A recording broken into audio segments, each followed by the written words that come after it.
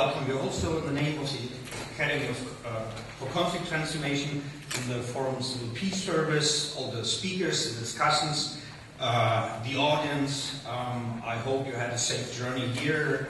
Apart from Germany, we have participants from many different countries, among them the United States, Uganda, Switzerland, Belgium, the Netherlands, Ireland, UK, Norway, and Ukraine. And I'm happy that this conference stimulated such a widespread interest. We contacted actually many more speakers, potential speakers, and the overarching theme of this conference was almost immediately welcomed by most of those contacted. However, it became also clear that it is easier to raise questions than already to provide or deliver answers.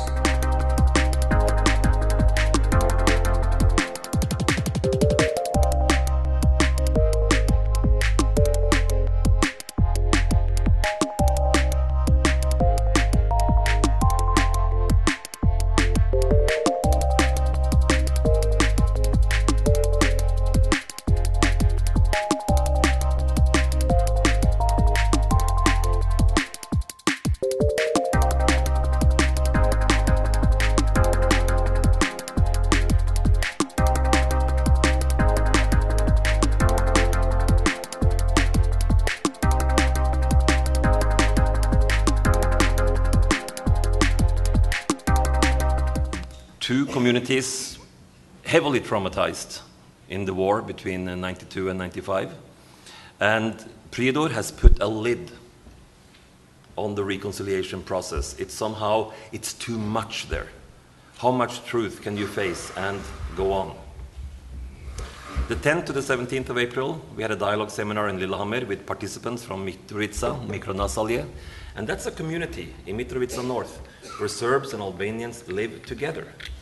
We talk about Mitrovica as a divided city, Serbs in the north, Albanians in the south, but it's not completely true. But what is shocking is how little known this community, Mikronasalje, is around the world, even in the peace-building community. Between 16th and 18th of April, I had a dialogue seminar with the teachers from the Fridtjof Nansen School in Macedonia. We have opened both a primary and also now a high school. It's multi-ethnic, bilingual, and it's a cooperation between people that were at war in 2001. So, okay, it's 10 years later, but it's possible within 10 years to turn confrontation to cooperation.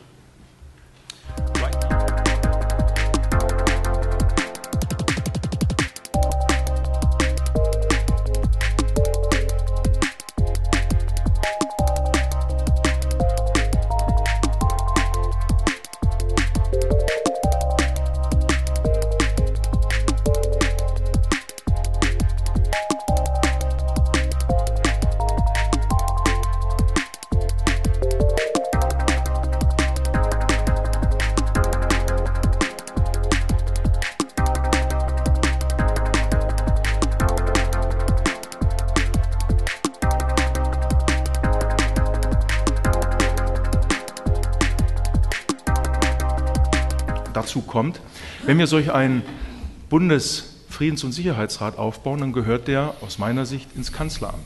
Und er sollte 4 Aufgaben haben. Erstens langfristige Trendbeobachtungen, auch Ihre Frage, Herr Kur, zu der Frage Klima, Migration, Energie, langfristige Trends. Zweitens sollte dieser Friedens- und Sicherheitsrat die Aufgabe haben, Einsätze zu koordinieren. Zur EU, 80% der EU-Einsätze sind zivile Einsätze.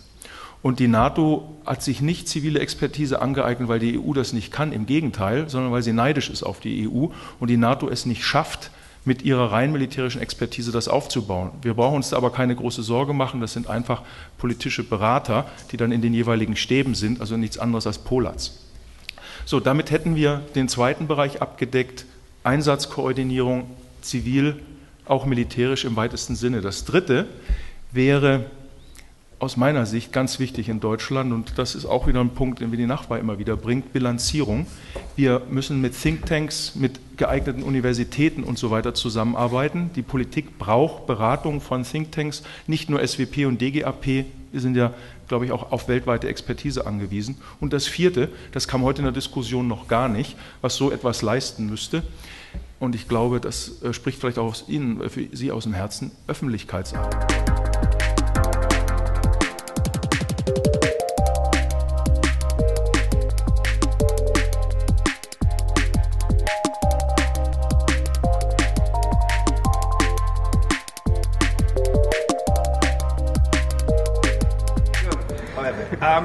The goal of the conference was to combine peace research and the work of practitioners in civil peace service, that they learn from each other. On one hand, the practitioners from theories of conflict, theories of change, and vice versa also, that the peace research somehow picks up the experiences of field work and begins to generalize and maybe theorize about their work, so that we have a more general evaluation of the last 12 years of civil peace service. Another goal was to lay ground for the future, to get commitment from the politicians, and also to link up what we are doing here in Germany with the work of other European global organizations in civil peace service, including international missions like EU, OSCE, UN. The actual state of civil peace service, where do you see it, and one focus on maybe German politics and one European dimension? It has been, as of now, an impressive accumulation of projects in different post-conflict regions. But we are at a stage where we have to move from projects to programs, so that the work becomes part of country strategies, maybe even regional strategies, part of larger strategies to transform conflicts, so that it is no longer piecemeal work. That was probably necessary in the beginning because it's a very newly developed instrument, but it's time now to reflect and to see what is the future potential. And this future potential, of course, rests not just with the German organizations and the German government, but it has to develop certain economies of scale. And only when the scale increases, the impact and the efficiency can become measurable. And that means we have to pool resources of personnel and of finances, and maybe also approaches of different organizations on a European level. So I think the next 10 years, on the agenda of the next 10 years is Europeanization of civil peace service, maybe even the build-up of a European civil peace service.